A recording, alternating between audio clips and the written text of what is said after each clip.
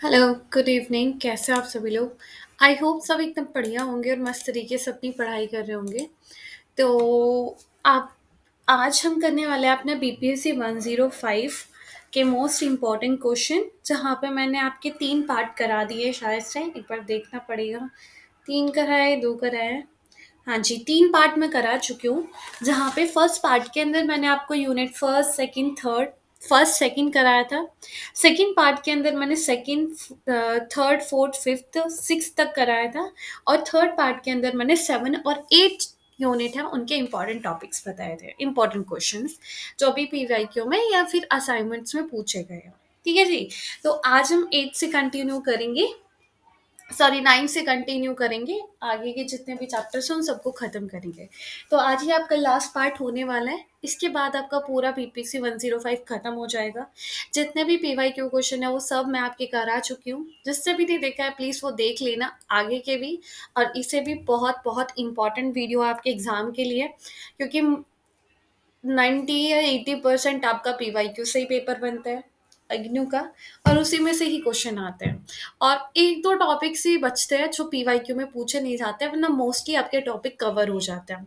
अगर नहीं होते तो फिर इतनी सारे पार्ट्स मेरे को क्यों बनाने पड़ते हैं, है ना? तो थोड़ा सा ध्यान दे आप इस सीरीज के ऊपर और थोड़ा सा कंसंट्रेट होके पढ़े। काफ़ी आपके लिए हेल्पफुल रहेगा। ठीक है जी। तो हम करते हैं शुरुआत अपने इस पार्ट का। पार्ट 4 के अंदर हम स्टार्ट करेंगे यूनिट 9 से, जहाँ पे हम parliamentary supremacy and the rule of law UK के अंदर, ठीक है, इसकी बात करेंगे। तो यूनिट 9 पे आते हैं हम। हाँ जी। तो यूनिट 9 है आपका क्या? अभी बताया, parliamentary supremacy and rule of law UK. मतलब यूके के अंदर क्या है कि वहां पे पार्लियामेंट्री सिस्टम है, और जो वहां का पार्लियामेंट है वो सुप्रीम है। बट इंडिया के अंदर भी तो हमने कुछ देखा है ना, कि हाँ इंडिया के अंदर भी पार्लियामेंट्री सिस्टम है, बट हमारे यहाँ पे कौन है सुप्रीम? कॉन्स्टिट्यूशन, ना कि पार्लियामेंट। लेकिन वहां पे उल्टा है, वहां पे कौन है सुप्रीम? वहां का पार्लियामेंट है। रूल ऑफ लॉ है, रूल के अकॉर्डिंग सब चलते हैं। तो ऐसा ही हमारे यहाँ पे, तो इन सबको हम समझने वाला है। तो क्वेश्चन आया है, right the nature, what is the nature of the relationship between the executive and the legislature of the UK. आपको एक रिलेशनशिप बताना है, कैसा नेचर ऑफ रिलेशनशिप है एग्जीक्यूटिव का और लेजिस्लेचर का यूके के अंदर।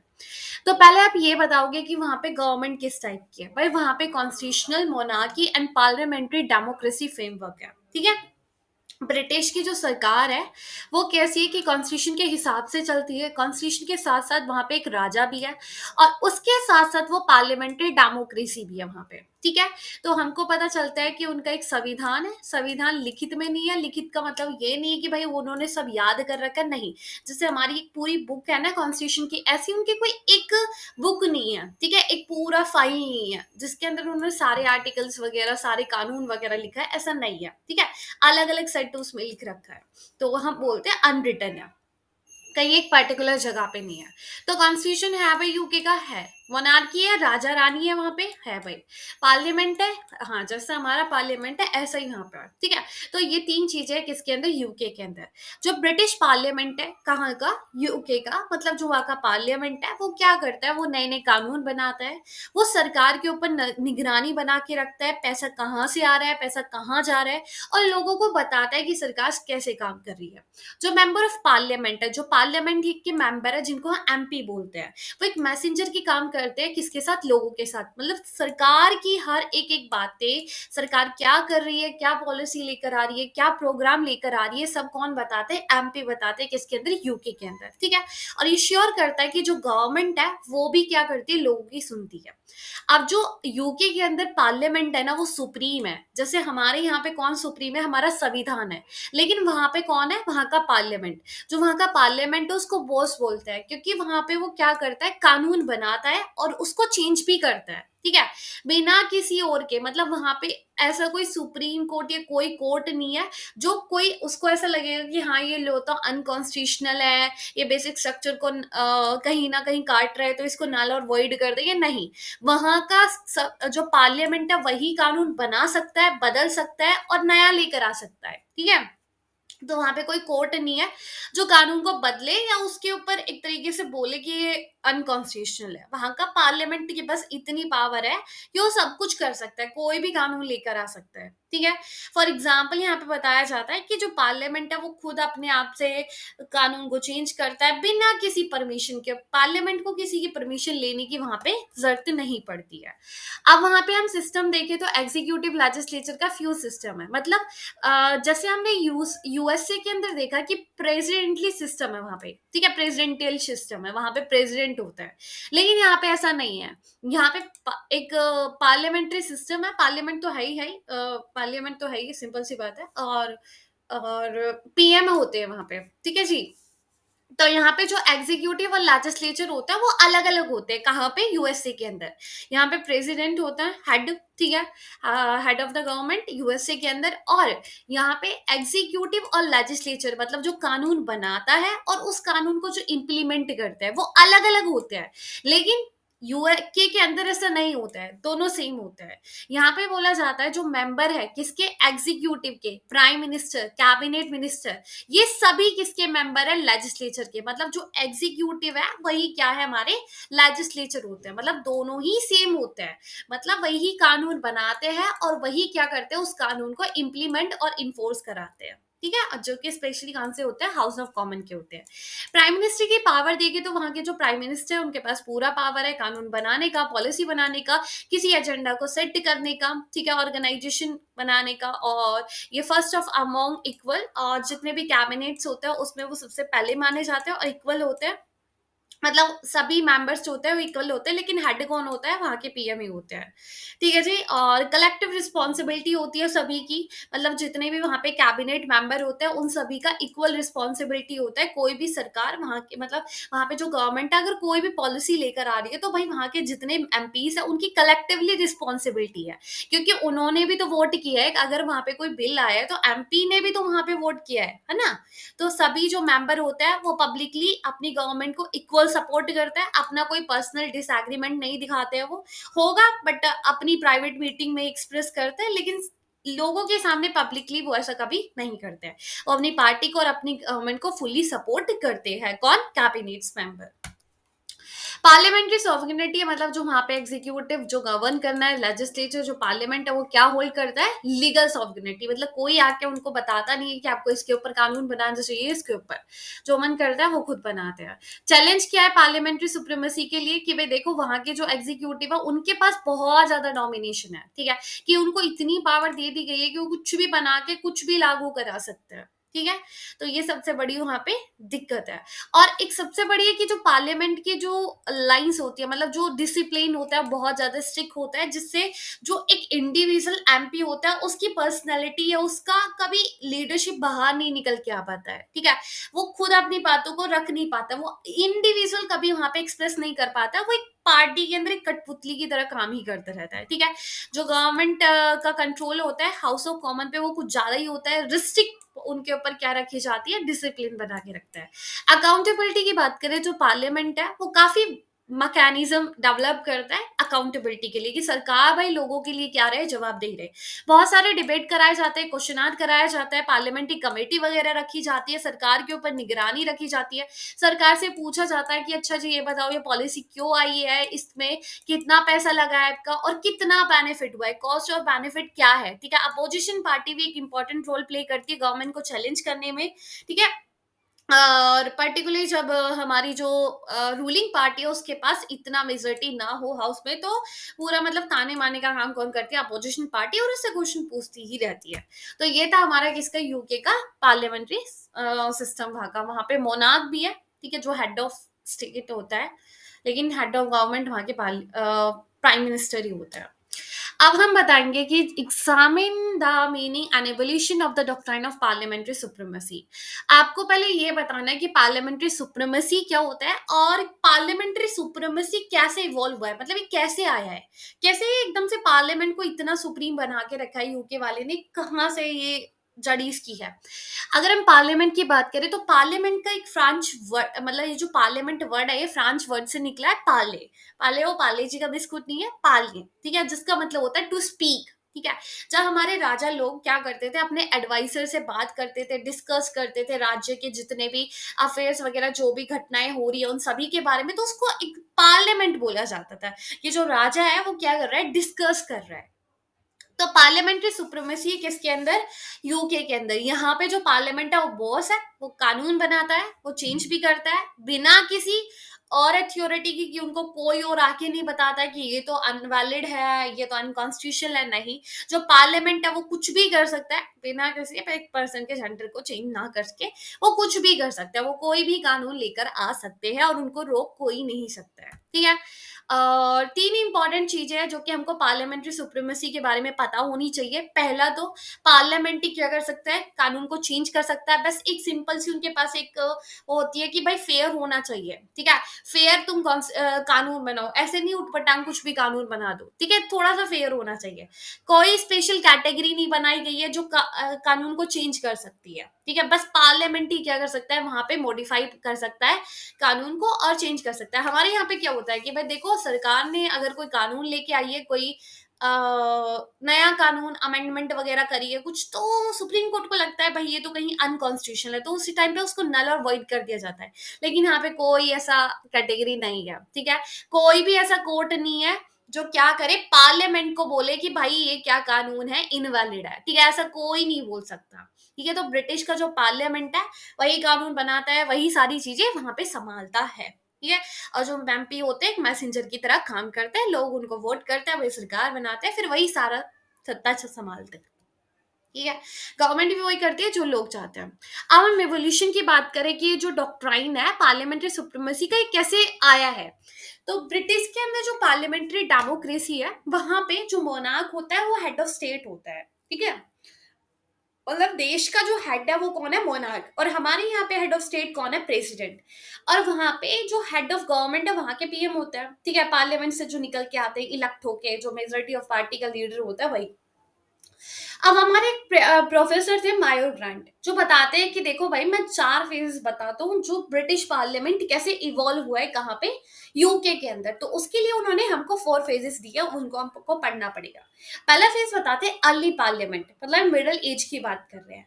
वहां पे बहुत पुराने टाइम पहले जो एक एक मतलब पार्लियामेंट तो था, लेकिन पार्लियामेंट के अंदर एक ही हाउस था, उसको बोलते थे हाउस ऑफ लॉर्ड। अब मैग्ना कार्टा आता है जिसके अंदर एक बहुत बड़ी डील होती है। यहाँ पे रिच लोग बोलते हैं कि देखो भाई, अब हम राजा को बहुत भारी भारी टैक्स नहीं दे सकता। ठीक है, तो वो टैक्स देने के लिए मना करते थे। तो यहीं पे क्या होता है, एक नया हाउस क्रिएट किया जाता है, क्या, हाउस ऑफ कॉमन। ठीक है, तो पहले वहां पे पार्लियामेंट के अंदर एक हाउस था, हाउस ऑफ लॉर्ड। ठीक है, पर बाद में क्या कर दिया जाता है, मैग्ना कार्टा के बाद दूसरा हाउस भी बना दिया जाता है जिसको हम हाउस ऑफ कॉमन बोलते हैं। तो क्या कर दिया जाता है, 14th सेंचुरी के अंदर पार्लियामेंट के दो अलग अलग हाउस आते हैं, एक हाउस ऑफ कॉमन और हाउस ऑफ लॉर्ड। ठीक है, अब क्या होता है, अब दूसरी स्टेज के अंदर राजा और पार्लियामेंट के अंदर बड़ा ही मतभेद होता है। बहुत ज्यादा फाइट्स होती है, किसके बीच में, राजा और पार्लियामेंट के बीच में।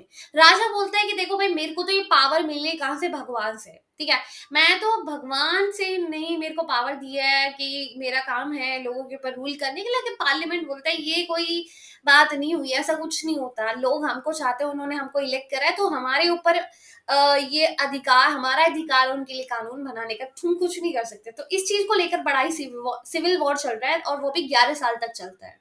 अब इस वॉर के खत्म होने के बाद हर कोई एग्री करता है कि भाई देखो, अब जो महाराजा है, वहां का राजा रानी है, अब वो बिल्कुल शांत रहेगा। ठीक है, ऑफिशियली नॉमिनल हेड रहेगा।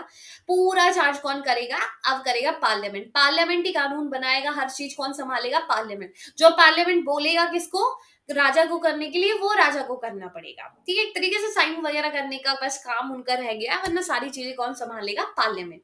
अब मॉडर्न पार्लियामेंट वहां पे क्रिएट करा जाता है। जो आज का पार्लियामेंट है, धीरे धीरे वो आने लगा था।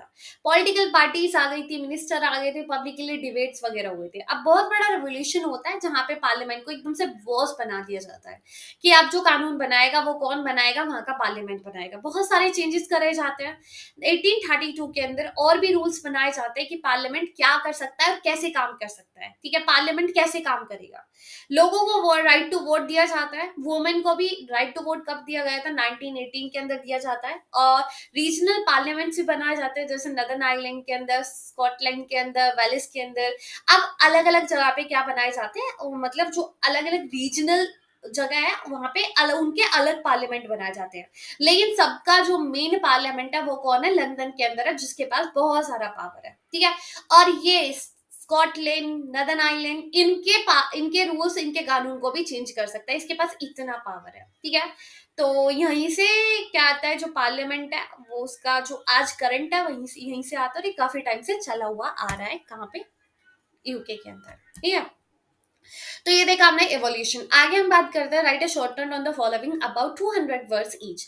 अब आपको 200 वर्ड में बताना है रूल ऑफ लॉ क्या होता है। रूल ऑफ लॉ एक इंपॉर्टेंट आइडिया है जहां पे हर कोई इक्वल होता है, सरकार हो या कोई भी हो, कानून की नजर में वो क्या रहेगा, इक्वल रहेगा। अब इसको समझाने से पहले मेरे को आपको एक चीज बतानी है, रूल ऑफ लॉ और रूल बाय लॉ में क्या फर्क है। रूल ऑफ लॉ मतलब एक कानून बना दिया जाता है, ठीक है, कि आने वाली सरकार भी भाई इस कानून को फॉलो करेगी।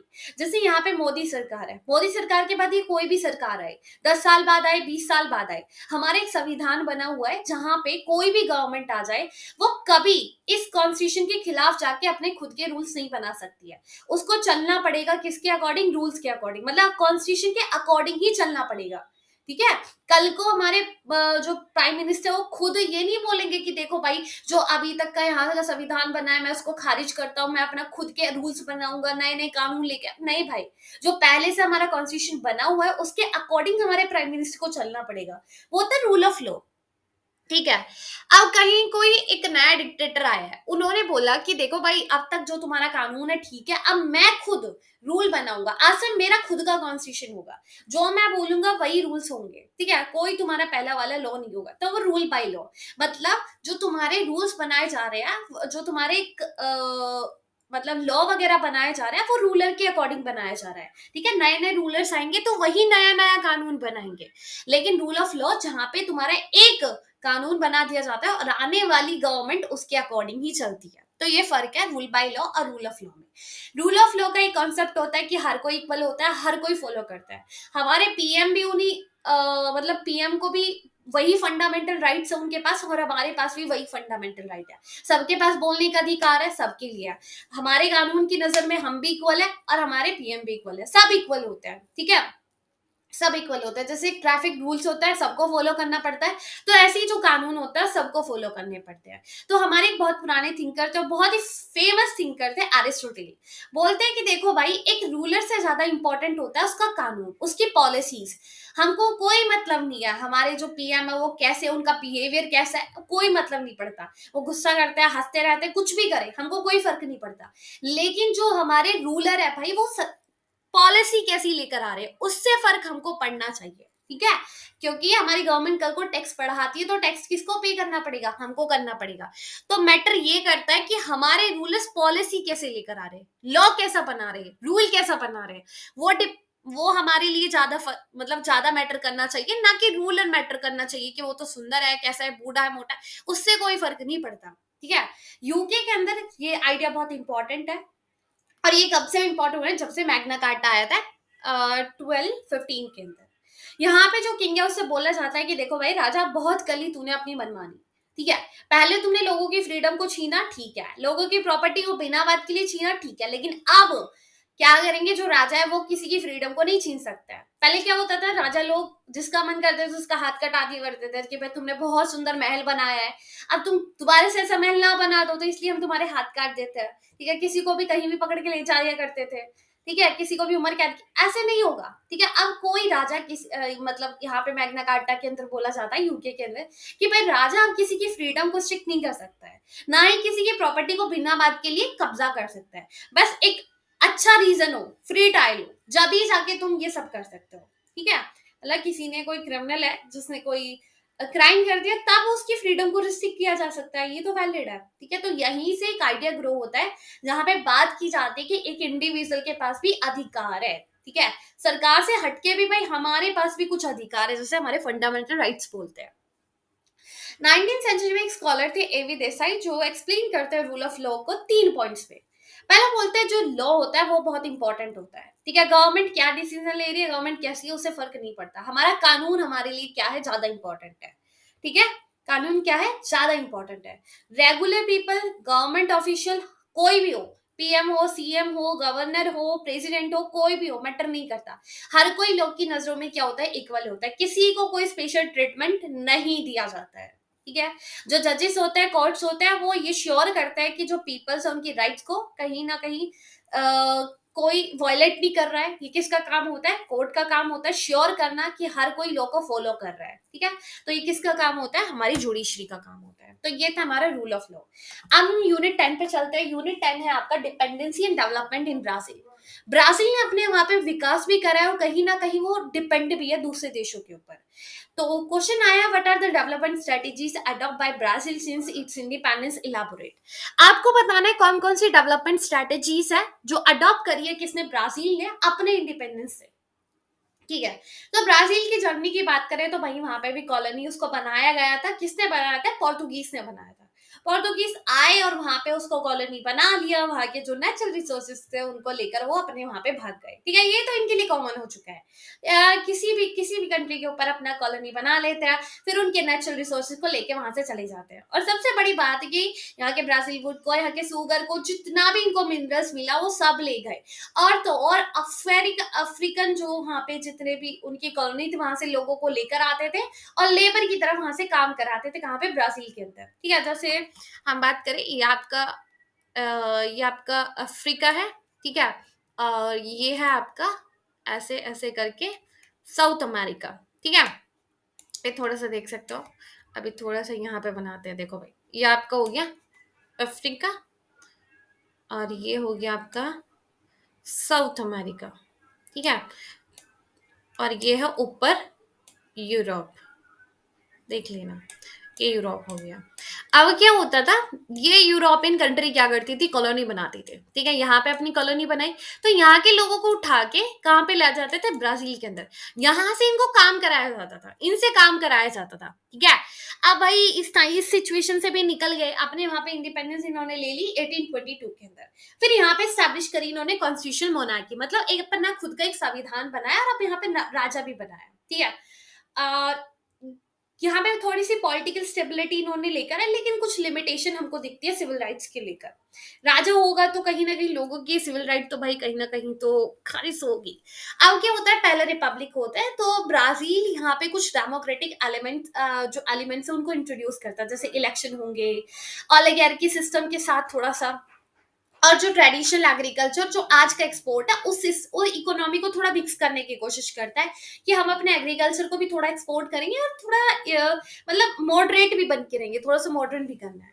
अब यहाँ पे जो वेगर्स थे वो इंट्रोड्यूस करते हैं थोड़ा डाइवर्सिफाई करने के लिए, किसको, पॉलिसीज को। एग्रीकल्चर सेक्टर इंक्रीज करते हैं सोशल प्रोटेक्शन को और प्रमोट करते हैं इंडस्ट्रियलाइजेशन को, कि भाई कहीं ना कहीं हमको इम्पोर्ट वगैरह एक्सपोर्ट भी करना चाहिए, इंपोर्ट भी करना चाहिए, इतना बाहर से ना मंगवा के हमको थोड़ा सा बाहर भी पहुंचाना चाहिए। ठीक है। सेकेंड रिपब्लिक होता है जहां पे ये अब स्टेट जो है वो लीड करने लगते हैं इंडस्ट्रीज को। अब यहाँ पे जो स्टेट है वो ज्यादा स्ट्रांग बन जाता है इकोनॉमिक डेवलपमेंट के अंदर। ठीक है। और मिलिट्री डिजाइन हो जाता है, फिर उसके बाद जो मिलिट्री है वही कंटिन्यू अपना इंडस्ट्रीज को संभालने लगती है।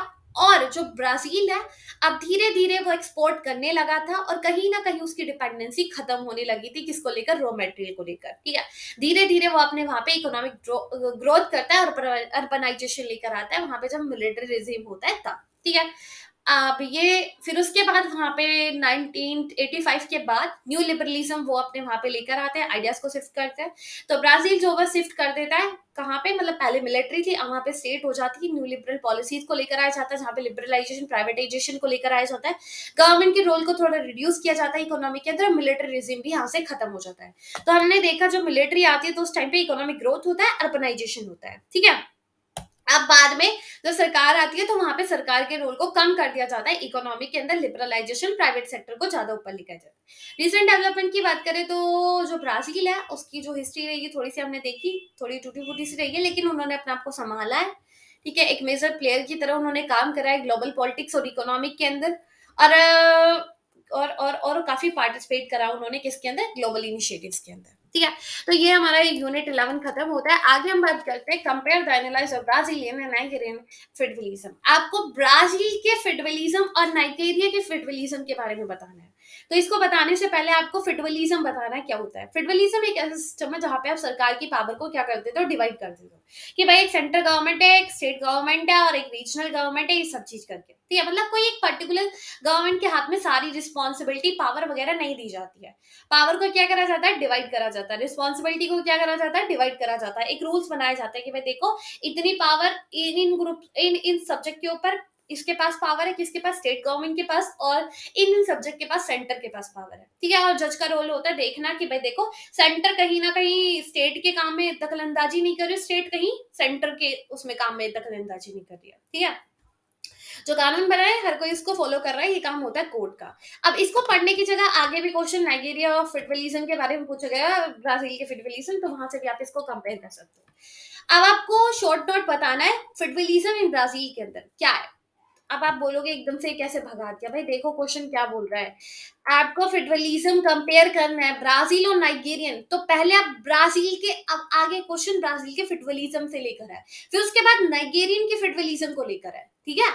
तो इसलिए मैंने भगा है।